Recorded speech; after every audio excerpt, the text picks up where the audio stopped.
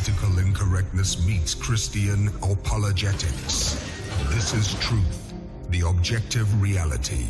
What was that? That was the most ridiculously overblown intro I've ever seen. I kinda love it. I mean, it's silly, but it's so silly, I can only assume it's a joke. I mean, religious apologetics and reality, can't think of anything funnier. Hashtag shots fired. But with that amazing intro, I can only imagine that the actual content of the video is just grade A, top tier, high quality content. Hello there, everyone. If you're like me and you've spent years immersed in the internet, I would pretend I was surprised for comic effect, but honestly, it's so common to have that kind of disparity between the intro and the actual substantive content within the video itself. At this point, the joke would actually be funnier if said video was actually any good. Anyway, what did he say? I was too busy making fun of him to actually listen, like usual. if you're like me and you've spent years immersed in the internet, Well, I have spent years immersed in the internet, but I doubt I'm like you because I've also spent years immersed in a far more important substance. You guessed it, whiskey. And you know how long it takes to fill a bath with 70 centilitre bottles of spirits?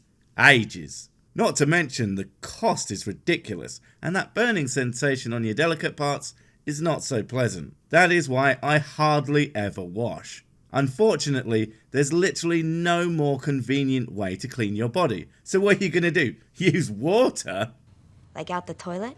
then you know that atheists and evolutionists for a long time now have claimed that you have to deny everything you observe in reality. Yeah! You know that reality thing is just for losers anyway. I mean, who would choose to be in reality where everything sucks and then you die, when you could have your own substitution reality where everything sucks and then you die? But then you get to live forever, and you get a mansion and a monster truck with machine guns on the roof and... sorry, I got distracted by all my awesome brain thoughts. What were we talking about again? Atheists are losers or something? I don't know, I don't listen. In order to justify being a young earth creationist. See, that's my other problem. I respond to things without actually knowing what they're gonna say, taking them out of context. It's almost like I do it on purpose for my own amusement, like I'm some kind of complete and total asshole or something. But, yeah, sorta.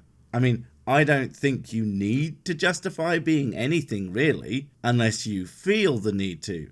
But young earth creationism is objectively false on basically every claim it makes. So, you know, maybe don't try to justify it, because you'll just look the stupid.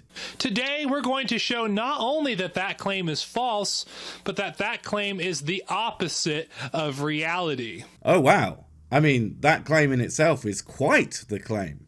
I mean, in order to prove that, you are going to have to objectively demonstrate that not only are the completely nonsensical claims of young earth creationism true, but that basically all the sciences related to the formation of the universe are false, and by doing so, risk the very fabric of reality. Because if what you believe is true, nothing will make sense anymore, and I'm just going to have to blow it all up. So, you know, win-win either way. Case in point, on June 24th, 2017, everyone's favorite evolutionist YouTuber, Professor Stick... Oh hey, is this a response video? And I'm responding to it. Oh god, I hope no one responds to this one, because there's gonna be some major cracks in the space-time continuum if that happens. Mostly from all the REs that result. Anyway, everyone's favourite, I find that offensive. I mean, he's good, no doubt, but he's no Sir Sick. I hear he is handsome, famous, and good at the sex. A potent combination, which makes him way more better at the sciencing. uploaded a video titled "Another Creationist Claims the Universe Was Created," a video that has been viewed over 154,000 times. Oh my god, 154,000 times? That's so relevant! So relevant that I can't even believe it. I mean, if it's been viewed that many times, that means it's wrong. Or right. Or I have no idea, but it's definitely important to the point he's trying to make. Unbelievable. It is very early on in this video that we see Professor Stick claim the following. Well, let's all look forward to this being taken completely in context, words not twisted at all, and not a single straw man of his argument whatsoever. As we all know, creationist apologetics is famous for its complete and total intellectual honesty and super smart Big Brian arguments. The flower may seem to be designed because of how nice it looked, but design isn't the only way you can achieve something like that. For example, evolution can give the impression of design because of how well it works to pass down favorable genes. Aha! He said words! That proves it. Creationism is true, goddamn the real, and you're all going to hell for being filthy, filthy sinners. Gah! Why do these atheomerists always gotta be debunkerizing themselves? What do you mean just saying words doesn't mean shit? I think you'll find that Jesus invented the American language, thank you very much. So anyone who uses it is just proving God every time they open their mouths, thank you very much, times two. What Professor Stick is ultimately saying is not only the flower, but all of biology, as Richard Dawkins pointed out. Unless you have deliberately missed out part of his video that supports what you're saying here, he absolutely has not referenced all of biology even remotely, not even tangentially. He mentions one flower, or perhaps flowers in general, but he does say the, so who knows, as you haven't given or there is no qualifying statement to show what you are saying he is saying is the correct way to interpret what you showed him actually saying. This might seem nitpicky, but without it, I either have to presume you're being honest, or I have to go and look for the original piece to check, neither of which I would need to do if you either showed it or didn't make stuff up that wasn't said in your clip. God, I hate it when I have to make a serious point. Now I'm going to have to go into my comment section and fake argue about made-up robots. I'm not kidding, that's what I did. In 1987, in his book The Blind Watchmaker, and all of reality appears to be designed. Oh great, you've added even more. More so in fact that either of those would likely not even agree with, since there is loads and loads of stuff that doesn't even remotely have the appearance of design. Rocks don't appear designed. They are just big, or small, formless blobs of stone. And even if you want to argue that the idea of a rock is designed, I gotta ask, how else are they supposed to be, designer or not? Rocks are rocks, you know what I mean? Nah, you don't know what I mean. Look at you. But according to Professor Stick, even though everything appears to be designed, it's really the byproduct of evolution and billions of years and atheism. Okay, smart guy, no one in the history of ever has ever said that the variety of life in the universe is caused by atheism. And if someone has actually said that, unironically, I am sure someone else out there beat them to death with a sack of their own stupid. And on the appearing to be designed thing, let's argue that they all do. So what? The appearance of design is irrelevant, especially when on closer inspection, they are full of so many weird flaws that make no sense for something that was designed to have, but can very easily be explained by, oh, I don't know, some kind of natural process that makes things change over time maybe. I'll let you know if I think of anything. So we have quite the conundrum here. You're right, we do, and I just don't really know how we're gonna figure this out. I mean, how exactly are you standing, or at least sitting, upright, and talking at the same time? I mean, I can't see any string or rope holding you up. Perhaps you have some kind of brace for your body off camera, but that doesn't explain how your head is still upright. Perhaps you have someone holding the back of your hair. This is a thinker, no doubt about it. Both the atheist evolutionist camp and the young earth creationist camp are living in the same reality and observing the same things. Really?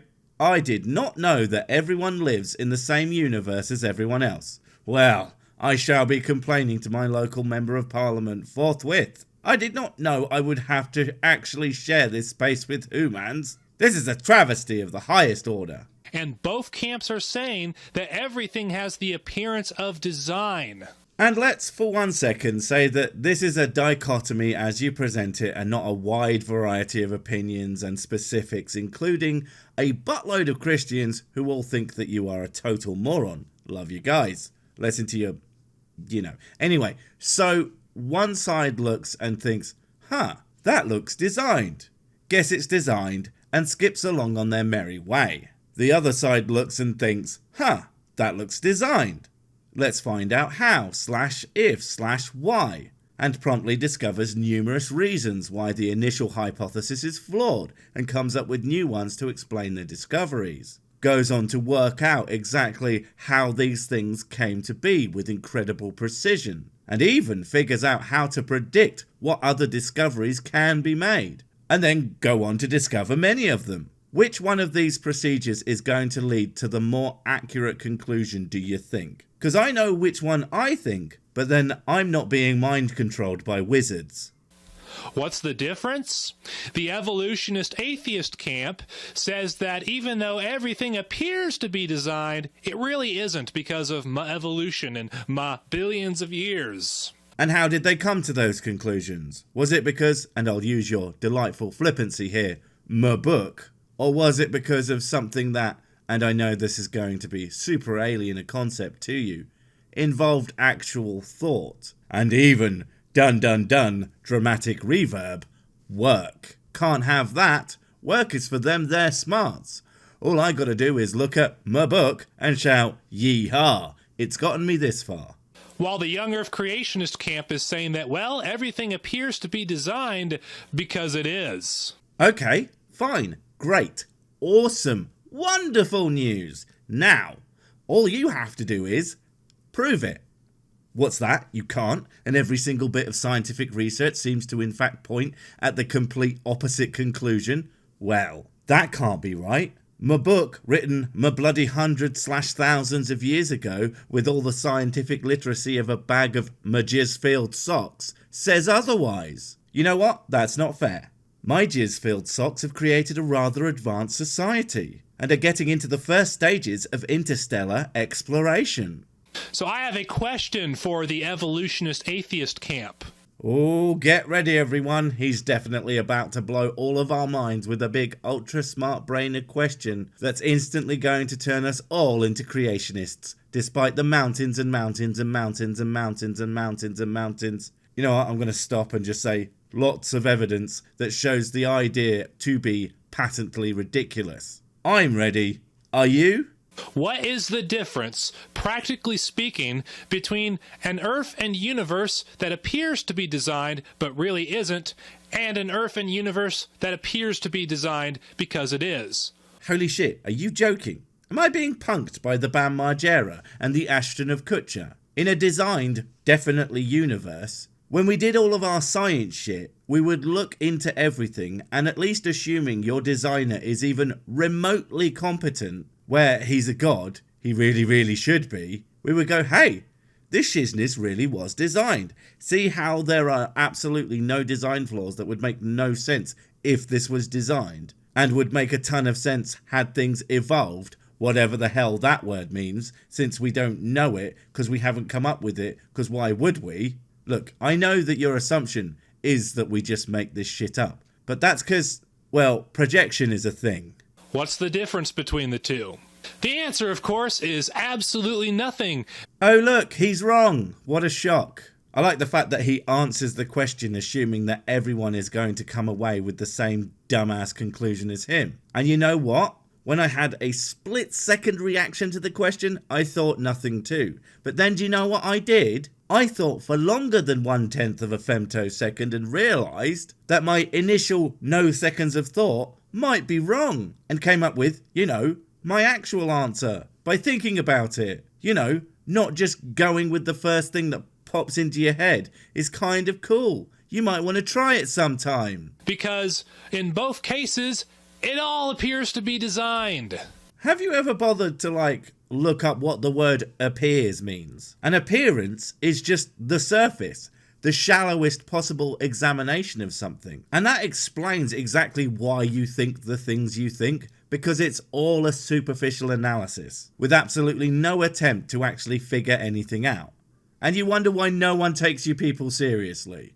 And since everything appears to be designed, and science is about letting your observations inform you of what reality is, there are more observations than just what something looks like, you absolute cretin. Have you actually picked up a science textbook? You have to go more than skin deep for f***'s sake. Yes, I am mad. I can't stand when people who are way stupider than me think that they are smarter than people who are way smarter than I am. It's just infuriating. young Earth creationists come to the conclusion that everything was designed. Evolutionists and atheists, however, come to a completely different conclusion. Got to address this. You know that not all atheists believe in evolution or are even as scientifically literate as... Who's someone completely scientifically illiterate that I can think of? Damn it. I just had this guy's face in my head and now it's gone. Don't worry. I'll think of someone who hasn't got a clue what he's talking about. I am sure. Even though everything appears to be designed, they refuse to let their observations inform them of this fact, and they insist that everything is the result, the product of evolution and billions of years. They didn't come to those conclusions by just looking at things, you dunce. How do you think they came to their conclusions? It wasn't magic. It wasn't ancient book. It wasn't even a guess. I mean, seriously, who would guess even half this crap? It came from actual legwork and experimentation and study of the things that they wanted to understand, and not just looking at things and then wandering off to eat crayons. In other words, evolutionists and atheists are denying everything they observe in reality in order to justify their evolution, atheism, billions of years beliefs.